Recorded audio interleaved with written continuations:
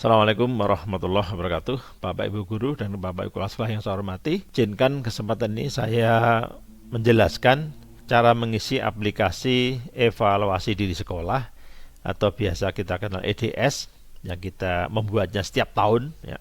Mudah-mudahan aplikasi ini juga mempermudah penyusunan EDS. Di aplikasi ini saya kelompokkan menjadi 3: data isian, instrumen-instrumen, dan hasil evaluasi di sekolah.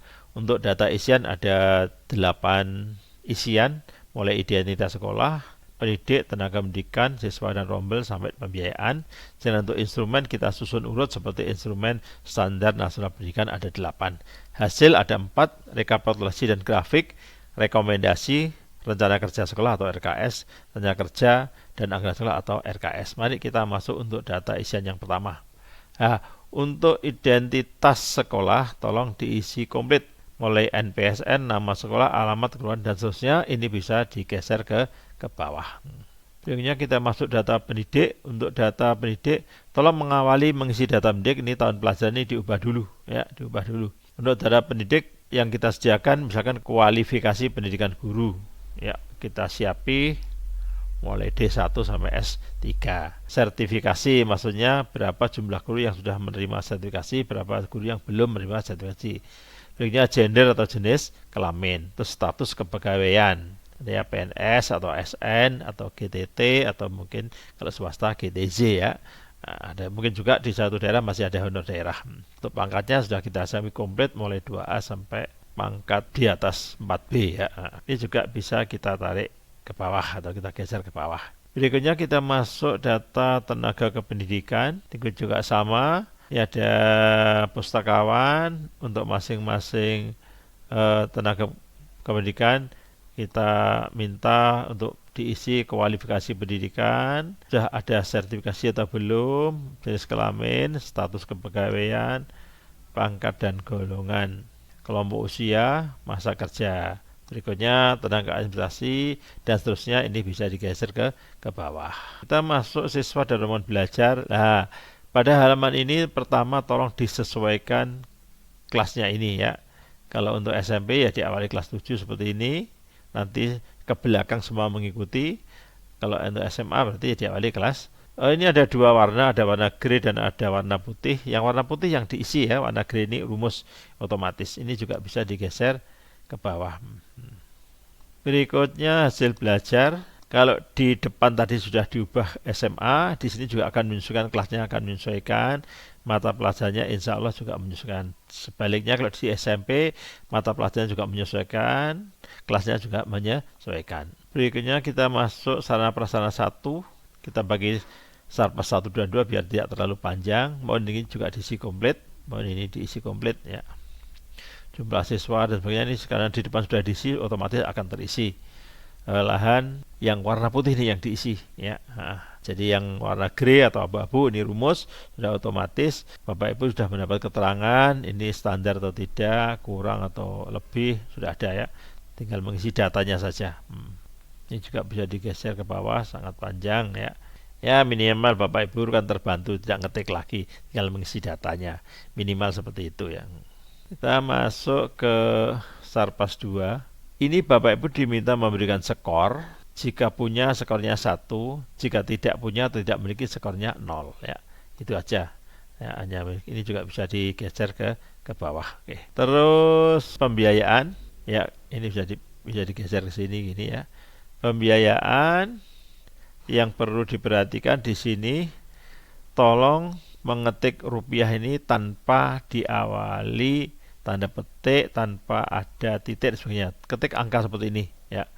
200.000 ya langsung 200.000. Titik-titik ini pembeda ribuan ini otomatis akan diatur oleh sistem. Jadi pengetikannya angka tanpa ada koma, tanpa ada titik. Contohnya ini. Atau contoh ini, keterangan warna putih, isi angka tanpa titik dan koma. Contoh ini ya, itu aja. Sampai ke bawah juga sama pengisiannya. Jadi sekali lagi minimal Bapak Ibu Guru sudah tidak ngetik lagi, minimal ya. Syukur-syukur ini juga bermanfaat ya, membantu panjenengan di dalam penyusunan RKS atau RKS. Berikutnya kita masuk instrumen. Di instrumen ini ini kita ambil yang pertama instrumen standar proses. Bapak Ibu tinggal memilih atau mengklik satu bulatan yang sesuai dengan kondisi sekolah. Contoh, perencanaan, pengembangan atau penyusunan silabus. Di sini apa? Penyusunan silabus untuk semua mata pelajaran di sekolah berdasarkan SKL, SI dan panduan penyusunan KTSP. Oke, nomor 1 ya, nilainya otomatis sesuaikan kondisi sekolah. Hanya gitu aja ya. Pilih salah satu, pilih 2 juga nggak boleh ya. Sampai ke bawah. Berikutnya standar isi juga sama. Kita tinggal mengklik salah satu bulatan yang ada ini, ya kan? Nilai dan alternatif rekomendasi sudah tampil di kolom ini. Demikian juga SKL, PTK, sarana prasarana, pengelolaan, pembiayaan, penilaian juga sama, cara isinya sama ya, sama. Oke. Berikutnya kelompok yang ketiga, kita lihat rekap. Nah, rekap ini otomatis di halaman ini bisa digeser ke bawah dan kanan, tidak ada yang perlu diketikkan, hanya tinggal melihat hasil dan di print out jika memang diperlukan. Oke. Ya, rekapnya seperti itu, sudah ada penjelasannya. Standar 1 masih menuju SNP tingkat 2. Standar 2 juga seperti ini sudah otomatis sebagai referensi, sebagai acuan Bapak Ibu untuk mengetahui kondisi sekolah masing-masing. Ini sudah ada, silakan dibaca sendiri ya. Ini rekap pertama. Kita lihat rekomendasi. Nah, rekomendasi ini juga sudah muncul,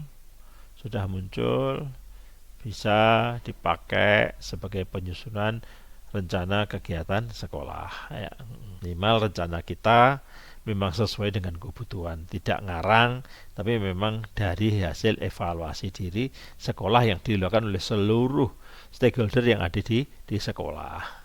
Berikutnya RKS juga sudah tampil. Bapak Ibu tinggal memberikan tanda centang ini ya, ini kapan dilaksanakan ya. Tahun pelajarannya juga insya Allah sudah menyesuaikan ya, dibuat 4 tahunan ini ya. Terus terakhir adalah rencana kerja. Dari rekomendasi tadi ada beberapa yang disarankan seperti ini, lainnya bisa ditambahkan sendiri ya. Ini sudah ada saran-saran yang di sana berdasarkan evaluasi diri, maka muncullah rekomendasi untuk poin-poin masuk di rencana kerja sekolah. Itu Bapak Ibu yang kami sampaikan tentang pengisian IDS. Jika bermanfaat, tolong bantu subscribe, like, dan share kepada banyak teman sehingga manfaatnya bisa dirasakan oleh banyak orang, manfaatnya bisa dimanfaatkan oleh banyak teman-teman guru di dalam menyusun RKS dan RKS, karena evaluasi ini wajib disusun setiap tahun sekali. Begitu kira-kira, kita cukupi. Assalamualaikum warahmatullahi wabarakatuh.